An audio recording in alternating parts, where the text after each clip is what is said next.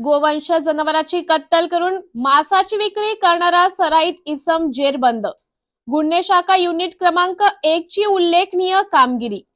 गुन्हे शाखा युनिट क्रमांक 1 कडील पोलीस अंमलदार राम बर्डे व पोलीस अंमलदार राहुल पालखेडे यांना गुप्त बातमीदारामार्फत बातमी मिळाली की सिल्व्हर रंगाच्या स्विफ्ट कारमध्ये गोवंश जातीचे जनावरांची कत्तल केलेले मांस गाडीमध्ये विक्रीकरिता येणार असल्याची बातमी मिळाल्याने गुन्हे शोध पथकाने शिवनेरी चौक, भद्रकाली, नाशिक येथे सापळा लावून स्विफ्ट कार यामधील आरोपी अमीर असद कुरेशी वय वर्ष 29 यास पकडले असता त्याच्याकडे तब्बल 400 किलो गोवंश जातीचे जनावरांचे बेकायदा कत्तल केलेले कातडी काढलेली मांस मिळून आले।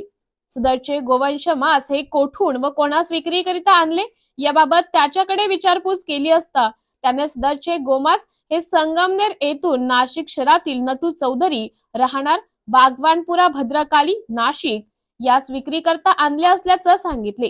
तरी अमीर कुरेशी यांच्या ताब्यातून गोवंश जातीच्या जनावरांचे बेकायदा कत्तल केलेले कातडी काढलेला मांस, सुमारे 400 किलो वजनाचे गोमांस व वाहतूक करण्यासाठी वापरलेली स्विफ्ट कार असा एकूण 2,80,000 रुपये किमतीचा मुद्देमाल ताब्यात घेतला आहे। स्टार 1 न्यूज साठी मोहसिन पठाण, नाशिक।